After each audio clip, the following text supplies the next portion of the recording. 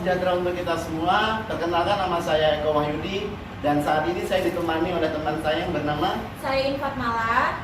Dan pada kesempatan kali ini saya akan memberikan informasi mengenai Materi pemahaman destinasi wisata UP Museum Kesejaraan Jakarta dengan tema mengenal Museum Taman Prasasti. Karena pada saat ini masih dalam masa pandemi, maka kami akan memberikan informasi melalui bimtek online atau via daring. Dan pada kesempatan kali ini, untuk materi pertama akan dijelaskan oleh Mbak Iin. Silakan Mbak Iin. Nah, untuk adik-adik sekalian, saat ini saya akan menjelaskan tentang Museum Taman Prasasti. Nah, untuk adik-adik yang belum tahu di mana sih lokasi Museum Taman Prasasti, yaitu berada di Jalan Tanah Abang 1, nomor 1, Petojo Selatan, Kecamatan Gambir, Jakarta Pusat. Next. Nah, untuk pengelolaan museum, Museum Taman Prasasti ini dikelola oleh UP Museum Kesejaraan Jakarta, di bawahnya Dinas Kebudayaan Pemerintahan Provinsi DKI Jakarta. Nah, adik-adik, tadi sudah dijelaskan kan sama Mbak Iin mengenai Museum Prasasti beralamat di mana dan di bawah pengelolaan dinas apa. Nah, sekarang saya akan menjelaskan tentang sejarahnya. Nah, Museum Prasasti itu awalnya adalah sebuah pemakaman umum yang dibangun oleh pemerintah Hindia Belanda di Batavia. Karena kondisi pada saat itu kota Batavia sangat padat dan tidak sehat. Banyak warga terserang wabah penyakit tropis, diantaranya adalah malaria, diare, dan lain-lain. Nah, pada saat itu pemakaman awal yang dibangun oleh pemerintah VOC yang biasanya terletak di samping-samping gereja itu mulai tidak mampu menampung banyaknya jenazah, sehingga pemerintah kota pun mulai mencari lahan baru. Next. Nah, selanjutnya setelah melihat lahan, akhirnya pemerintah Belanda menetapkan sebuah lahan di pinggiran kota Batavia yang pada saat itu milik salah satu putra Gubernur Jenderal Belanda yang bernama Jeremias van Riebeeck, yaitu Helvetius. Nah, kenapa kok mereka menyetujui lahan tersebut? Karena lahan tersebut memiliki luas yang cukup mencapai 5,5 hektar dan letaknya sangat jauh dari pusat kota. Nah, setelah tempat itu diresmikan menjadi pemakaman pada tahun 1795, semua jenazah yang ada di gereja-gereja kemudian dipindahkan ke pemakaman tersebut. Nah, berikutnya pemakaman yang diresmikan pada tanggal 28 September tahun 1795 itu dikenal dengan nama Pemakaman Umum Kebon Jahe Kober. Nah, pemakaman ini bertahan sampai tahun 1975.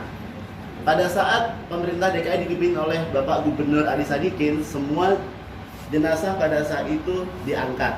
Ya, nah, pengangkatan selama 2 tahun, ada yang dibawa keluarganya ke tempat masing-masing dan ada juga yang dipindahkan ke Tanah Kusir dan Menteng Tulo. Setelah semua jenazah diangkat, luas yang awalnya 5,5 hektar pun diperkecil menjadi 1,3. Nah, kemudian diresmikan menjadi Museum Prasasti pada tanggal 9 Juli tahun 1977 dengan luas lahan sekitar 1,3 hektar. Di Museum Taman Prasasti terdapat kurang lebih 993 koleksi dan 1.700-an nama-nama yang pernah dimakamkan di Museum Taman Prasasti. Nah, untuk bahan-bahannya sendiri itu terdapat dari marmer, andesit, dan juga perunggu. Untuk koleksinya sendiri diantaranya adalah next. Baik, untuk koleksi pertama itu ada Nissan Kapiten Jas. Next. Di mana Kapiten Jas ini merupakan sebuah legenda. Nama Kapiten Jas diduga ada hubungannya dengan Jason Craig, yaitu gereja Portugis yang terletak di luar kota lama. Pada abad ke-17, banyak warga yang meninggal akibat kondisi kota yang kurang baik, sehingga halaman gereja sudah tidak cukup lagi menampung banyaknya orang yang meninggal, sehingga banyak yang dimakamkan di Tanah Abang sebelah halaman gereja Jason. Tanah itu kemudian disebut Tanah Kapiten Jas. Pada abad ke-18, Tanah Kapiten Jas ditutup. Lalu pada tahun 1828, pemakaman Kapiten Jas ini dipindahkan ke pemakaman baru di Kerkopland, Tanah Abang, Kebon Jahe Kober, sekarang menjadi Museum Prasasti. Sampai sekarang masih dikunjungi oleh pengunjung dari luar maupun dari Indonesia sendiri. Baiklah adik-adik, Kita akan menuju ke koleksi berikutnya. Koleksi ini agak sedikit megah ya bentuknya ya, yaitu milik prasasti nisannya Ludwig Launi. Launi lahir pada tanggal 28 Februari tahun 1793 di Copenhagen, Denmark. Beliau datang ke Batavia dengan tongkat bintara, menumpang kapal Evanston. Nah, ketika tiba di Batavia, dia bergabung di kesatuan pasukan kavaleri atau pasukan berkuda. Namun di perjalanan militernya dia keluar ya. Akhirnya dia gabung ke pemerintah dan jabatan terakhirnya menjadi Direktur Finansial untuk pemerintah Hindia Belanda, atau mungkin kalau sekarang jabatannya setara dengan Ibu Sri Mulyani.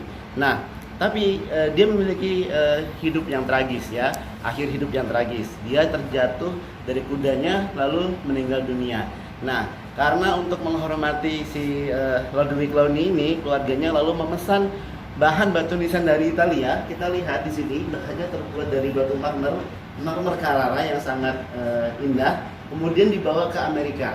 Di sana ada pemahat terkenal yang bernama Robert Edward Launi untuk orang yang ahli membuat Tugu Obelix. Nah, setelah jadi batu nisannya kemudian dibawa ke Batavia untuk melengkapi jenazah Ludwig Launi yang dimakamkan di TPU Kebun Jaya Kober yang sekarang jadi Museum Prasasti. Nah, sekarang saya akan menjelaskan koleksi tentang Suhogi. Suhogi lahir tanggal 17 Desember 1942. Gi pernah menjabat sebagai Ketua Senat Mahasiswa Fakultas Sastra Universitas Indonesia dan merupakan pendiri Mapala UI atau mahasiswa pencinta alam. Nah, Suhogi meninggal pada usia ke-27 tahun di Gunung Semeru karena menghirup gas beracun. Nah, setelah itu Suhogi dimakamkan di TPU Kebon Jaya Kober. Setelah itu kerangkanya diangkat dan abunya dikremasi di Gunung Mandalawangi Pangrango. Itu sebagai wujud kecintaannya sebagai seorang pendaki dan juga terhadap komunitas mahasiswa pencinta alam Universitas Indonesia. Baik adik-adik, sekarang kita akan menuju ke koleksi berikutnya, yaitu prasasti nisan Olivia Mariamne Raffles.